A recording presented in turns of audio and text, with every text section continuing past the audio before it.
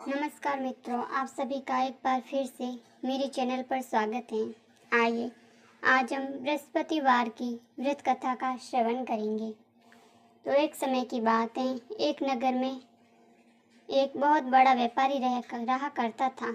वह जहाज में माल लदवाकर दूसरे देशों को भेजा करता था और खुद भी जहाज़ों के साथ दूर दूर के देशों को जाया करता था।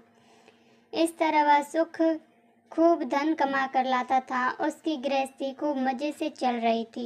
वह दान भी खूब जी खोल कर करता था, परंतु उसका इस तरह से दान देना उसकी पत्नी को बिल्कुल पसंद नहीं था। वह किसी को एक दमड़ी कौड़ी भी नहीं देने देती थी।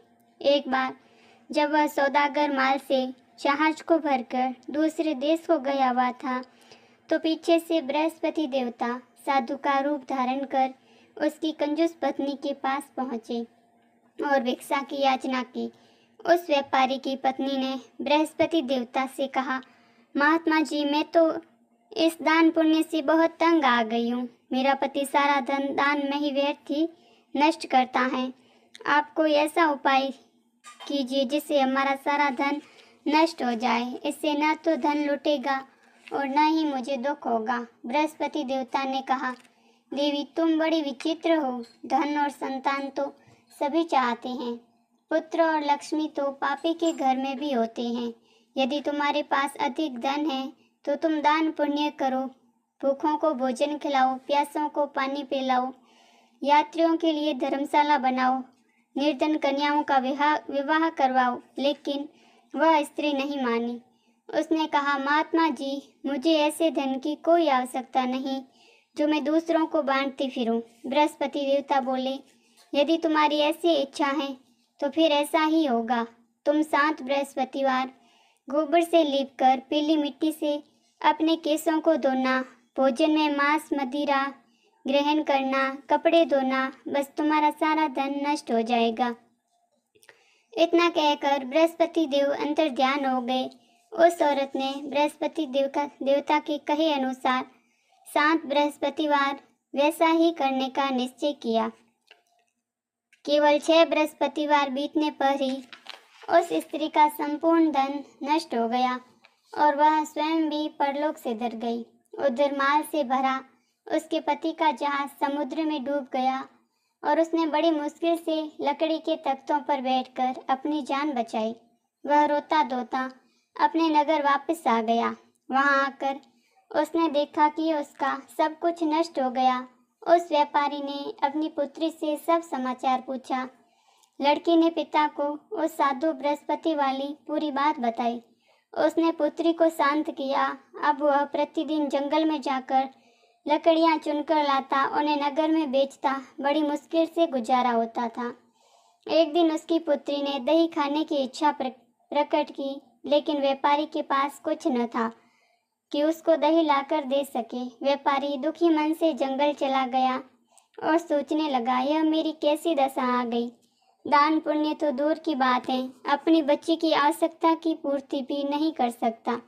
मुझसे क्या भूल हो गई कि मेरे से भगवान रुष्ट हो गए। उस दिन बृहस्पतिवार था। बृहस्पति देवता ब्राह्मण का रूप धारण करके व्यापारी के पास आए और उसके दुख का कारण पूछा।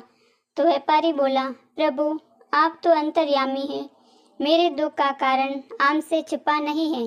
बृहस्पति देवता ने कहा, भाई, तुम्हारी पत्नी ने बृहस्पतिवार के दिन भगवान का अपमान किया था, इसी कारण तुम्हारा यह हाल हुआ है। लेकिन तुम अब किसी प्रकार की चिंता न करो, भगवान अंत तुम्हें पहले से ही अधिक धन देंगे। अब तुम्हें पहले से ही अधिक धन देंगे। तुम मेरे कहे अनुसार बृहस्पति का पाठ किया करो।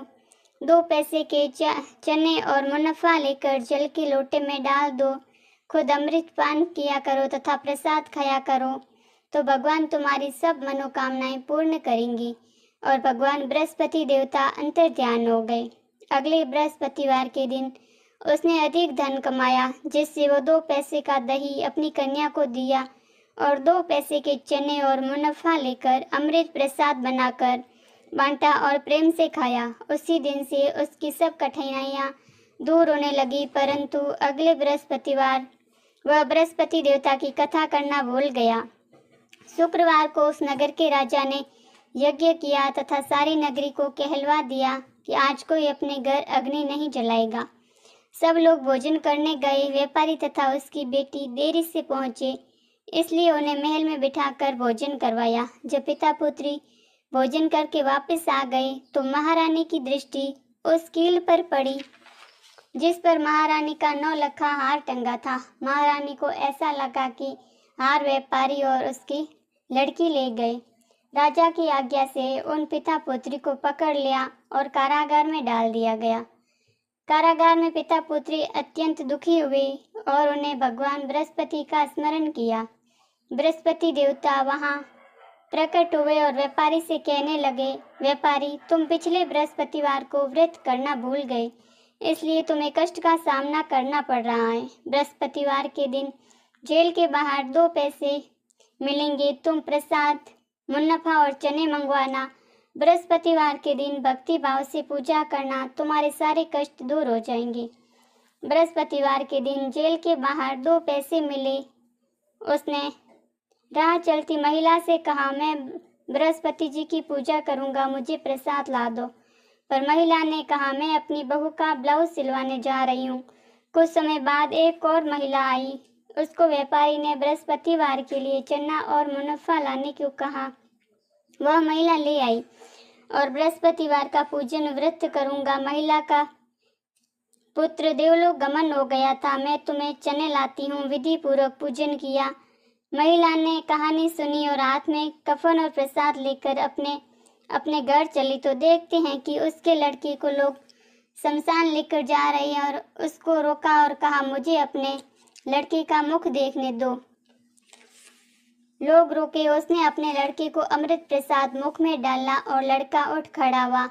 अपनी माता को गले से मिला। दूसरी स्त्री जिसने मना किया था, जब वह कपड़े लेकर घर लौटी और देखा उसका बेटा घोड़ी पर बैठकर बारात लेकर निकला, घोड़ी से गिर गया और मर गया। वह स्त्री रो रो कर बृहस्पति भगवान से प्रार्थना करने लगी, हे देव, मेरा अपराध क्षमा करो, मुझे क्षमा करो। उसकी प्रार्थना सुनकर बृहस्पति भगवान साधु का रूप धारण करके आए और स्त्री से कहने लगे, हे देवी, अधिक विलाप करने की आवश्यकता नहीं है। तुम जेल खाने जाकर क्षमा याचना करो, तब सब ठीक हो जाएगा। स्त्री जेल खाने जाकर व्यापारी से क्षमा याचना की, मुझे क्षमा कर दो, मैंने तुम्हारा कहना नहीं माना, इसलिए मेरा इकलौता लड़का घोड़ी से गिरकर मर गया।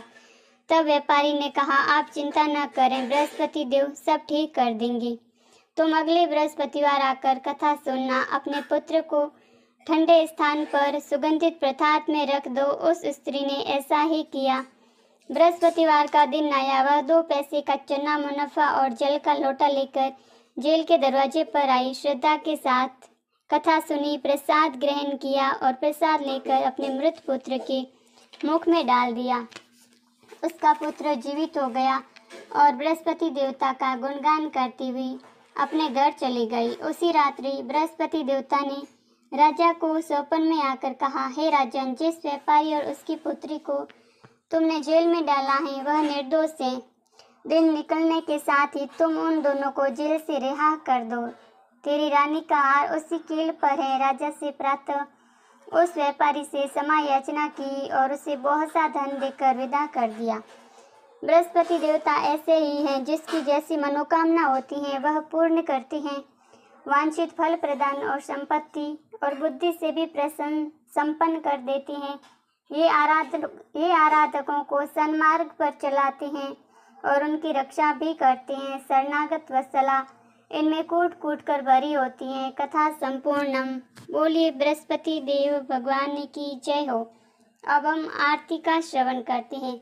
ओम जय बृहस्पति देवा, जय बृहस्पति देवा, छिन छिन भोग लगाऊं कदली फल मेवा। ओम जय बृहस्पति देवा, तुम पूर्ण परमात्मा, तुम अंतर्यामी, जगतपति जगदीश्वर, तुम सबके स्वामी। ओम जय बृहस्पति देवा, चरणामृत निज निर्मल, सब पातक हरता, सकल मनोरथ दायक, कृपा करो भरता। ओम जय बृहस्पति देवा, तन मन धन अर्पण कर, जो जन शरण पड़े, प्रभु प्रकट तब होकर आकर द्वार खड़े। ओम जय बृहस्पति देवा, दीन दयाल दयानिधि भक्तन हितकारी, पाप दोष सब हरता भव बंधन हारे।